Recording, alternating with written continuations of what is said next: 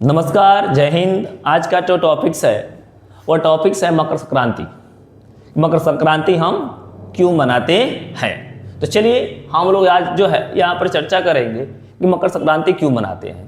तो पहला हम दो बातों पर ध्यान देंगे। पहला बात हमारा ये है कि मकर संक्रांति जो है हमारे वैज्ञानिक पहलुओं के लिए कैसा है, ठीक है ना। हमारे वैज्ञानिक सोच पर हमें जो है मकर संक्रांति से कितना सारा ज्ञान मिल सकता है, अध्यात्म से कितने है और हमारी आस्था से कितने, तीन बातों पर हम लोग यहाँ पर चर्चा करेंगे।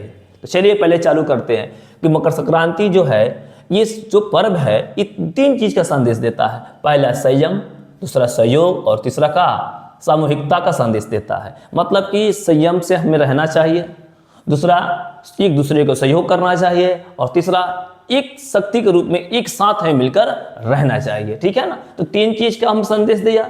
दूसरी, जीवन को दिशा और चेतना का उत्सव मकर संक्रांति से संबंध रखता है।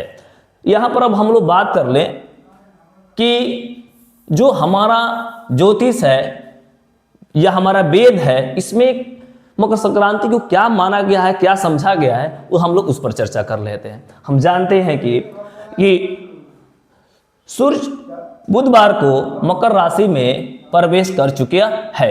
इसी के साथ मकर संक्रांति का पर्व क्या हो गया है, शुरू हो गया है, ठीक है ना।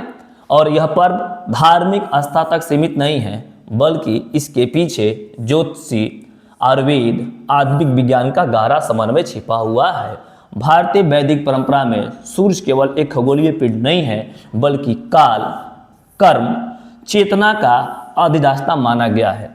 सूर्य के 12 स्वरूप माने गए हैं, 12 स्वरूप हैं और ये 12 स्वरूप 12 महीने को क्या करता है, दर्शाने का काम करता है। तो हम यहाँ पर 12 जो है सूर्य के 12 जो स्वरूप है उसके बारे में हम लोग चर्चा करेंगे। लेकिन हम ये भी जानते हैं कि जो 14 जनवरी की जो समय है इसमें सूर्य जो है धनु राशि से निकलकर आपके जो है मकर राशि में प्रवेश करता है। यानी कि धनु और मकर का संबंध देख लें तो जो पृथ्वी है वह दो भागों में बटी हुई है, उत्तरी गोलार्ध और आपका दक्षिणी गोलार्ध। जब सूर्य की प्रकाश की किरणें जब दक्षिणी गोलार्ध से पार करती हुई जब उत्तरी गोलार्ध में जब प्रवेश करती है तब उसको हम लोग जो है सूरज को उत्तरायणी के नाम से जानते हैं। और सूर्य की जो है 12 रूप हैं और 12 रूप 12 महीनों में क्या हैं, विभक्त हैं। तो हम 12 महीनों का नाम कुछ इस प्रकार से बता देते हैं कि जो 12 है ये 12 महीने का जिक्र जो है वेद और पुराणों में कुछ इस प्रकार से किया गया है।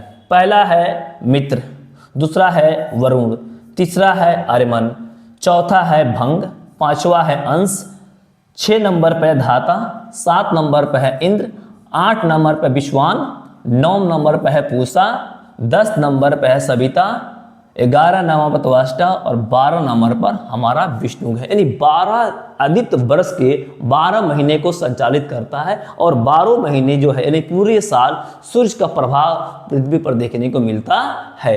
और हम इसमें जो है सबसे महत्वपूर्ण बात यह है कि अगर सविता की बात कर लें, यहाँ पर मैंने बात किया सविता का मतलब क्या होता है, तो सविता का अर्थ होता है प्रेरणा देने वाला, जागरण करने वाला। इस काल में ठंड के बाद से धीरे धीरे पृथ्वी की क्या होती है, उसमें गर्मी बढ़ने लगती है और चारों तरफ हरियाली क्या होती है, धीरे धीरे आना चालू हो जाती है। यहाँ पर हम ये भी देख सकते हैं कि प्रत्येक आदित्य सूर्य विशिष्ट शक्ति को प्रतीत करता है और ये ऋतु परिवर्तन, कृषि, मानव शरीर और मन की अवस्था को प्रभावित करता है। 12 माह के समय के इकाई ही नहीं बल्कि सूर्य की चेतना के 12 चरण को बताने का काम करता है। यानी कि हम कह सकते हैं, दूसरी तथ्य में यह भी बताया गया कि जो हमारे शरीर है इस शरीर में ऊर्जा का जो प्रवाह होने का जो स्रोत माना गया है ये 12 माने गए। यानी 12 राशि भी होती है, 12 सूरज के आपके जो है रूप भी होते हैं और हमारे शरीर में 12 जो है ऊर्जा की प्रवाह होती है और इसका सारा संबंध सिर्फ एक ही से है। तो वह कौन है, तो वह है मकर संक्रांति। ओके।